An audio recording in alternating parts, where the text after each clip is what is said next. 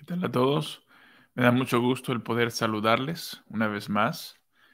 Eh, Estamos acá de nueva cuenta para compartir con ustedes un breve estudio de la palabra de Dios. Eh, el día de hoy tuvimos un tiempo muy lindo en nuestra parroquia. Tuve la dicha, la bendición de poder compartir de nueva cuenta después de haber estado algunas semanas descansando.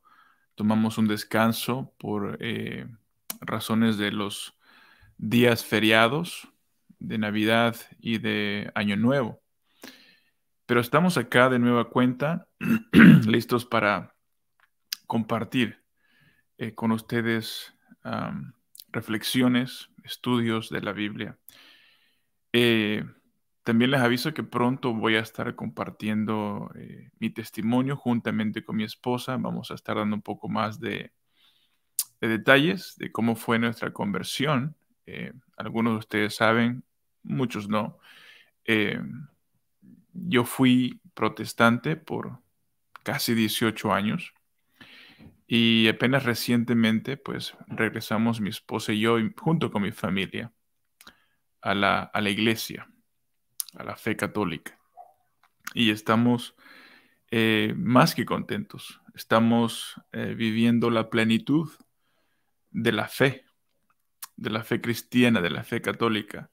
Y tengo el privilegio de también enseñar la palabra de Dios acá en nuestra parroquia, que lleva por nombre Good Shepherd, o se le conoce en español el Buen Pastor.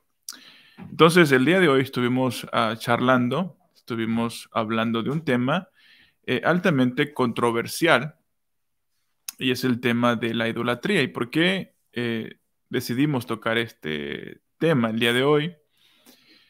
Es porque hace unas semanas, antes del descanso que tuvimos, estuvimos hablando eh, de le llamamos una serie del tema de la Virgen María. ¿Cuál es el rol de la Virgen María en la iglesia católica? Entonces, casi siempre que hablamos de estos temas, ya sea de la Virgen María, de los santos, siempre viene a la mente de las personas que no comparten la fe católica, casi sin fallar. La mayoría piensan inmediatamente en la idolatría. Es algo bien desafortunado porque yo mismo, como protestante por muchos años, yo también tenía esa postura. Pensaba yo que todo aquello que tuviera que ver con imágenes, con el postrarse ante una imagen, el besarle a esta imagen, ponerle flores, lo que tú quieras, orarle, rezarle.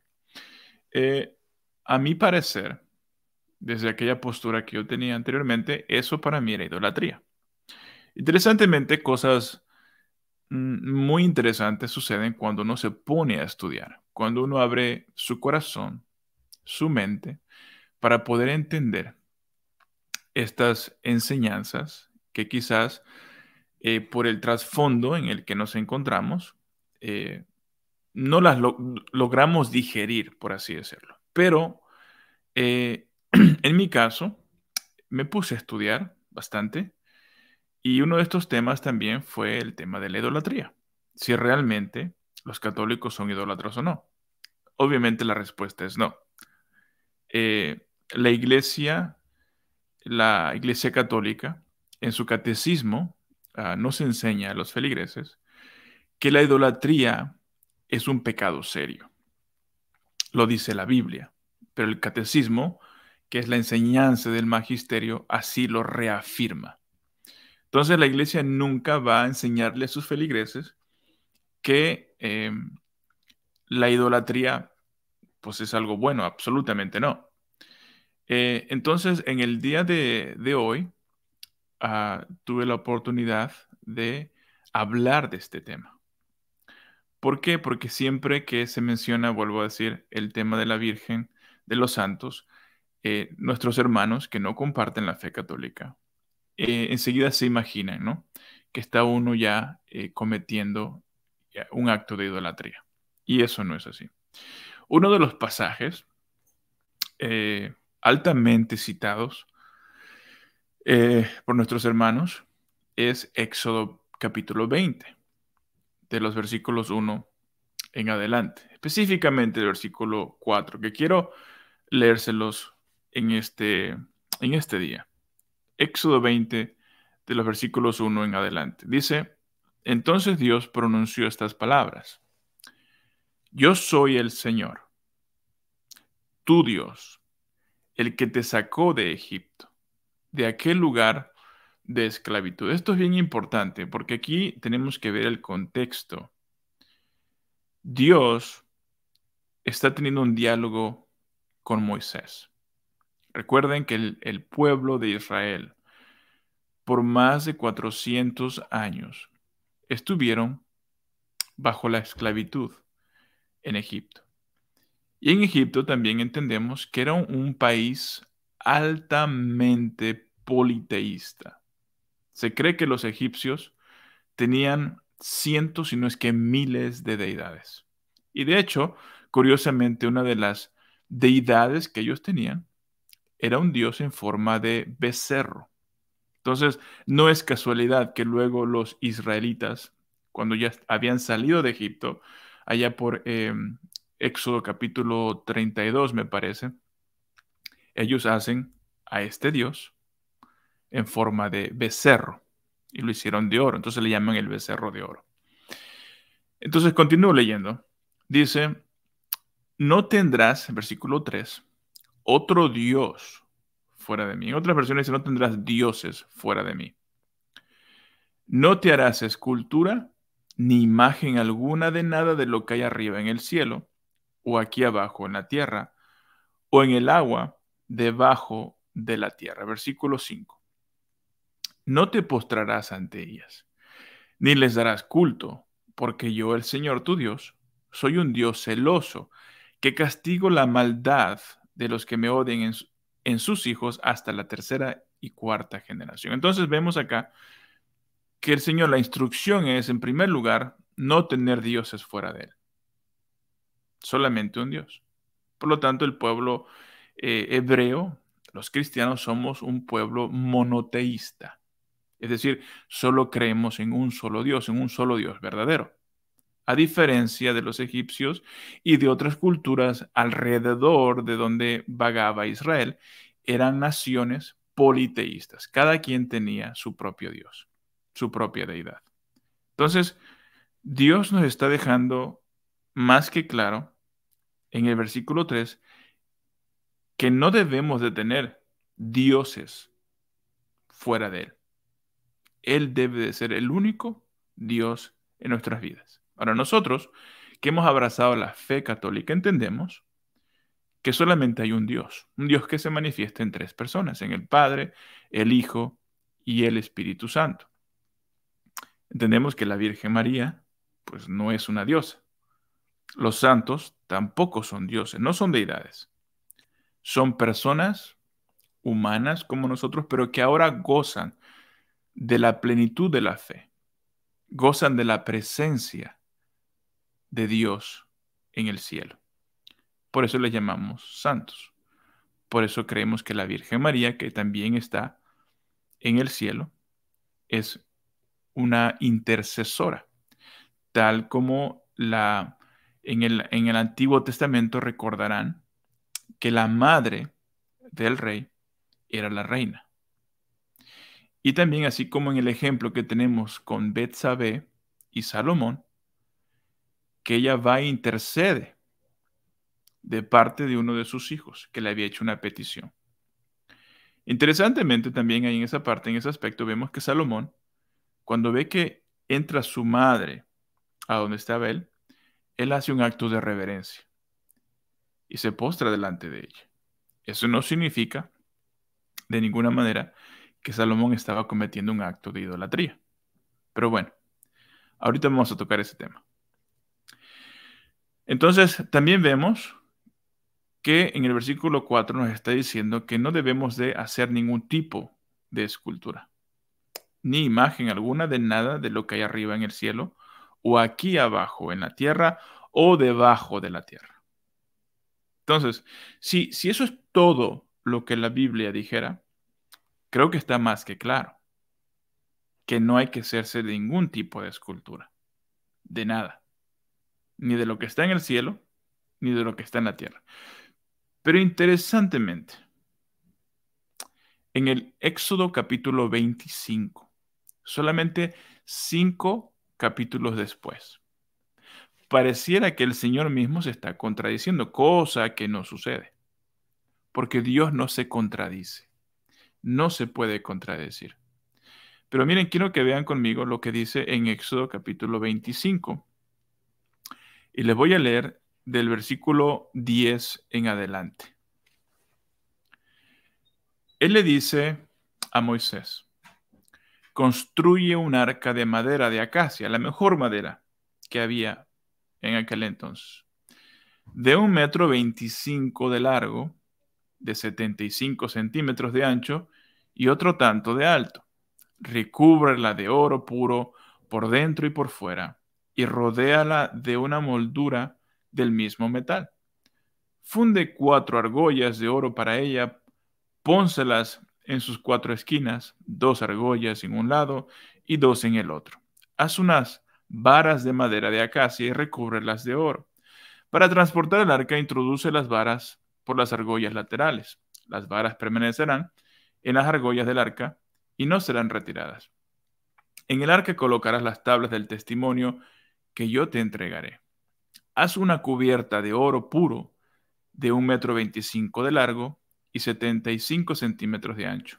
Pero aquí hay algo bien interesante. Si ustedes pudieran transportarse a ese momento, ¿no? Me imagino yo tomando nota. El Señor me está dando estos detalles de cómo construir el arca, que era una especie de baúl de un poquito más de 1 metro de largo y un poquito menos de 1 metro de ancho. Interesantemente, en el versículo 18 de Éxodo capítulo 25, dice, haz también 2 querubines de oro labrado y colócalos a los 2 extremos de la cubierta. Coloca un querubín en un extremo y el otro querubín en el otro. Los querubines puestos en los extremos formarán una sola pieza con la cubierta y tendrán sus alas extendidas hacia arriba tapando la cubierta. Estarán uno frente al otro, mirando hacia el centro de la cubierta. Si yo hubiera sido Moisés, yo estaría preguntándome, ¿estoy escuchando bien? Porque 5 capítulos anterior, Dios a mí me había dicho, asumiendo que yo soy Moisés, que no hiciera ninguna imagen de lo que está arriba en el cielo o de lo que está abajo en la tierra. Bueno, entendemos que los querubines son seres angelicales que están en la presencia de Dios. Entonces, ¿no será entonces que Éxodo 20 tiene que entenderse en su contexto correcto? Que el hecho de que Dios haya dicho que no se deberían de hacer imágenes era con el propósito de adorarlas. Porque en el Éxodo capítulo 25 vemos que Dios mismo está mandando a hacer esta arca y de alguna manera decorarla con estos querubines. Y hay otro dato interesante que quiero que también vean. Porque por ningún lado encontramos en la Biblia que Dios haya mandado a nadie a postrarse delante de este objeto. Recuerden que en Éxodo 20, Dios dice, no tendrás dioses ajenos delante de mí. No te harás imagen de lo que está arriba en el cielo ni lo que está abajo en la tierra. Y tampoco te postrarás ante ellas. Pero aquí pareciera ser que hay otra aparente contradicción. O será, más bien, que tenemos que entenderla en el contexto correcto. Escuchen lo que dice en Josué capítulo 7, del versículo 6. Josué rasgó sus vestiduras y se postró en tierra ante el arca del Señor. escuchen bien, se postró en tierra ante el arca del Señor hasta la tarde, y con él los ancianos de Israel. Todos echaron polvo sobre sus cabezas. Interesante. Por ningún lado se dice que después de hacer el arca había que postrarse delante de ella. Pero tenemos que entender algo acá. Dios no es el arca. Dios manda hacer el arca porque esta arca simbolizaba la presencia de Dios en medio de su pueblo. Entonces, hay algo interesante aquí y es que nosotros los seres humanos, por naturaleza, lo traemos en nuestro ADN, que cuando queremos expresarnos de corazón abierto, y voy a ponerles un ejemplo. Viviendo acá en Estados Unidos hay muchas personas que tienen que emigrar de sus países y no tienen quizás la oportunidad de despedirse de aquellas personas que tanto aman. Y muchas personas, familiares, padres, seres queridos, fallecen. No es lo mismo que una persona vaya a un lugar abierto y pretender que está hablando con el hijo que perdió, con el padre o la madre que perdió. Pero muy distinto sería si esa misma persona tuviera la oportunidad de viajar a su lugar de origen, llegar al lugar donde ahora descansan los restos, ya sea de un hijo, de un padre. No es lo mismo. El ir a ese lugar nos da un sentimiento de paz, de que estamos en el lugar donde descansa aquel ser querido y podemos incluso decirle unas palabras. Quizás si no tuviste la oportunidad de reconciliarte con tu ser amado, tomas esa oportunidad para pedirle perdón. Eso no hubiera sido posible y no hubiera sido lo mismo de no haber podido viajar de donde estabas viviendo a tu lugar de origen, porque no es lo mismo. Nosotros los seres humanos necesitamos de cosas tangibles. Entonces Dios, de la misma manera, manda a hacer un objeto tangible, un lugar, un objeto que representaba el lugar de encuentro entre Él y su pueblo. Se entiende que Dios está en todos lados, porque Dios es espíritu. Pero interesantemente, Dios mismo pone las pautas. Dice, ustedes me van a encontrar aquí, en este lugar, donde yo voy a habitar en medio de mi pueblo, en medio de ustedes. Y así fue. Entonces, no podemos culpar aquí a Josué de cometer actos de idolatría porque él no está cometiendo actos de idolatría. Por ningún lado lo vemos. El hecho de que él esté postrado frente al arca no significa que esté cometiendo un acto de idolatría, porque el postrarse frente a algo, frente a alguien, no necesariamente implica idolatría, como lo acabamos de ver aquí. Pero yo sé que hay personas que esto no les queda muy claro. Por eso quiero que vayamos a otro pasaje de las Escrituras. De hecho, hay muchos en las Sagradas Escrituras. Pero, por ejemplo, aquí hay otro en Primera de Crónicas. Crónicas, se me hace que es el capítulo, les digo, 29, versículo 20. Después David dijo a toda la asamblea: bendecid al Señor vuestro Dios. Y toda la asamblea bendijo al Señor,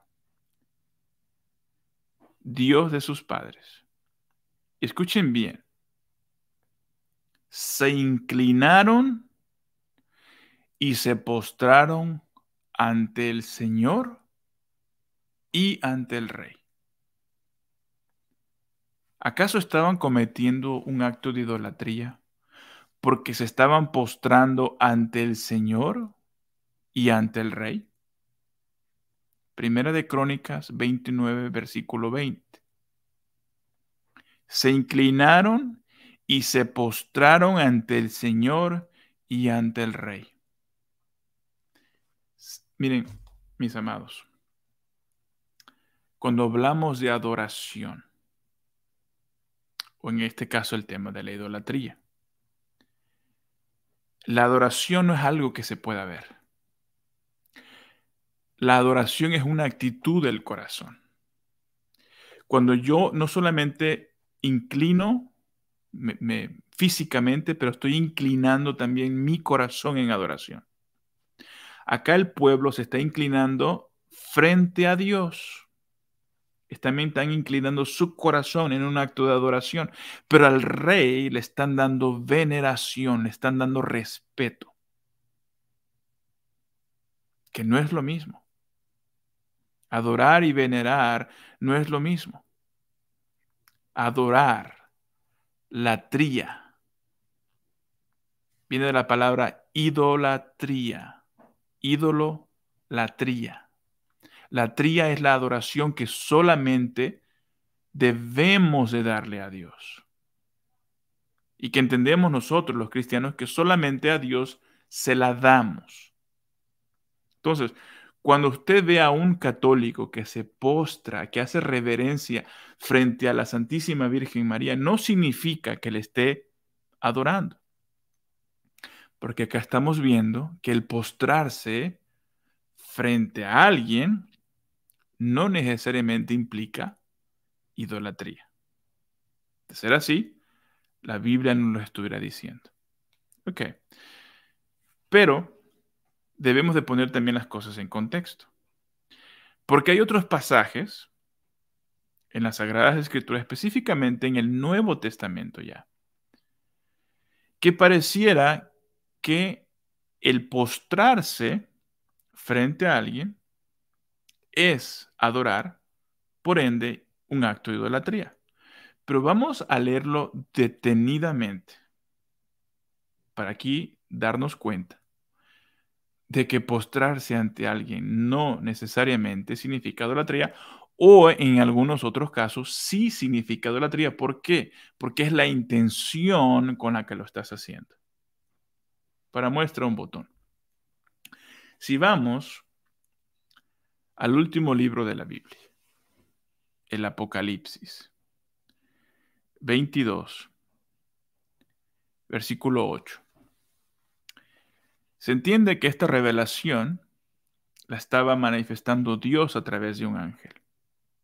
Porque en el versículo 8 del capítulo 22 de Apocalipsis dice así: Yo, Juan, el discípulo amado, oí y vi todo esto, y después de oírlo y verlo, me postré, fíjense, me postré a los pies del ángel que me había mostrado todo esto con intención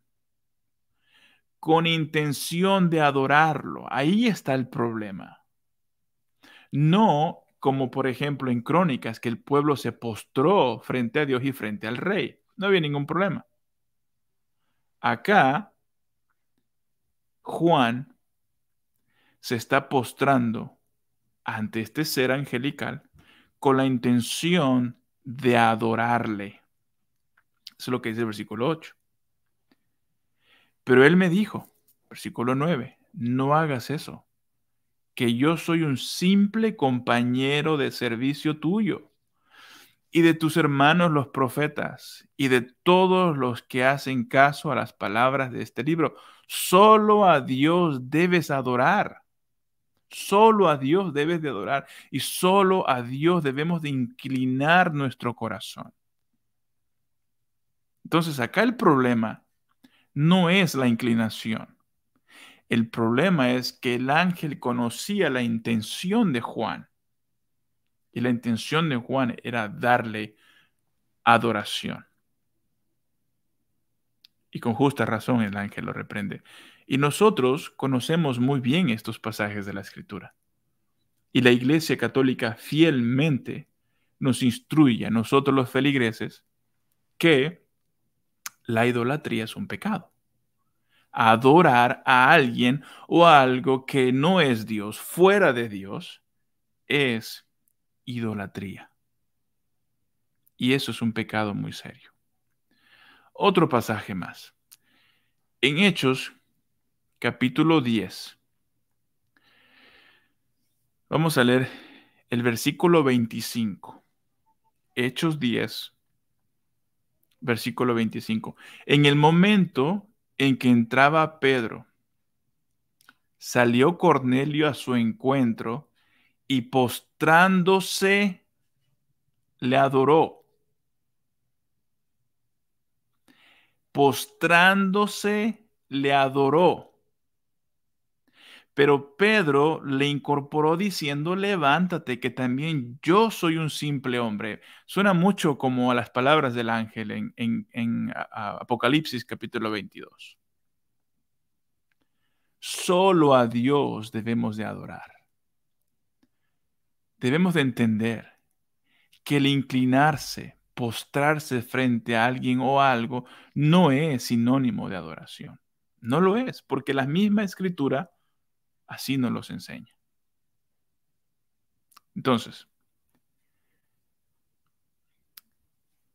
hay simplemente un mal concepto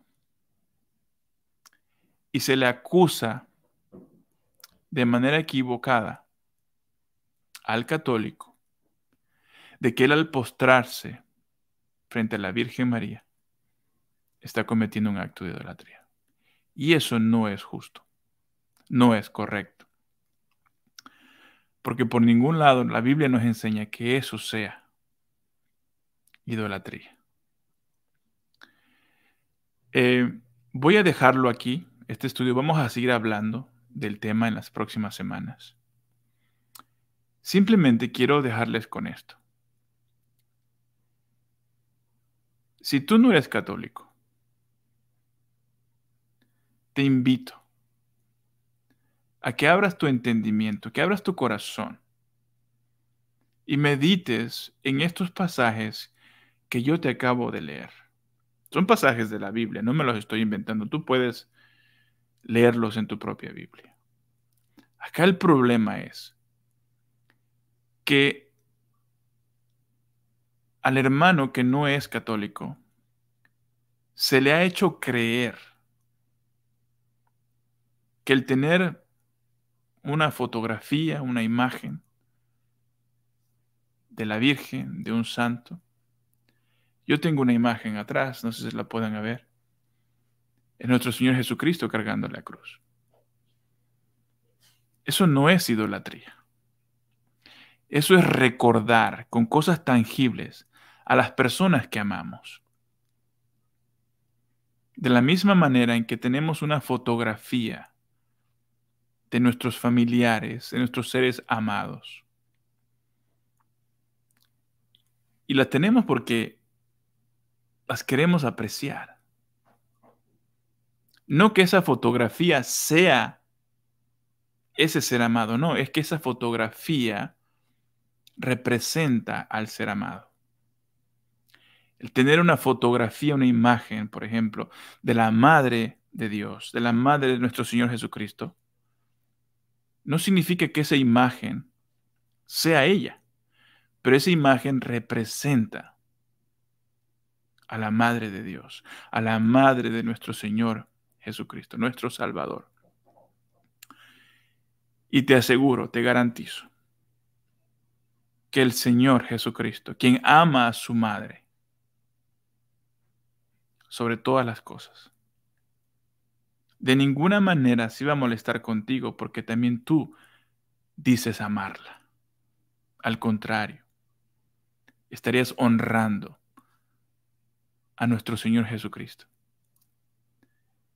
Yo te puedo garantizar que si tú tienes, por ejemplo, una esposa, o si eres mujer y tienes un esposo, mi esposa en lo personal jamás se molestaría conmigo porque yo le muestro cariño a su madre. Por ningún lado. Jamás. Al contrario, mi esposa se sentiría honrada de que yo le muestro cariño a aquel ser que le dio la vida. Lo mismo es en la relación con nuestro Señor Jesucristo y su madre. Nuestro Señor jamás se va a molestar contigo porque tú dices amar a su madre. Al fin y al cabo es uno de los mandamientos que Dios nos da. Amar a Dios y a tu prójimo. ¿Acaso la Virgen María y los santos no son también nuestro prójimo? Hoy me hicieron una pregunta curiosa en la clase. ¿Qué pasa con aquellos que a la hora de celebrar el nacimiento de Jesús, del niño Dios, hay algunos que no se atreven a darle un beso a este bebé? Mi respuesta es sencilla. Nuestros hermanos no católicos también conmemoran ciertas festividades. Una de ellas, casi generalmente, es el tema de la Pascua, la celebración de la Pascua, que se celebra, la muerte y la resurrección de nuestro Señor Jesucristo. La mayoría de los cristianos alrededor del mundo celebran este evento, porque lo están conmemorando. Bueno, nosotros también conmemoramos el nacimiento de nuestro Señor Jesucristo. Y si pudiéramos transportarnos a ese día, a ese lugar, tengo una pregunta. ¿Acaso tú no le darías un beso a ese bebé? ¿O te quedarías fuera de aquel lugar? Entren ustedes. Denle ustedes ese beso a ese niño. Yo no entro, porque eso para mí es idolatría. Estoy seguro que no dirías eso.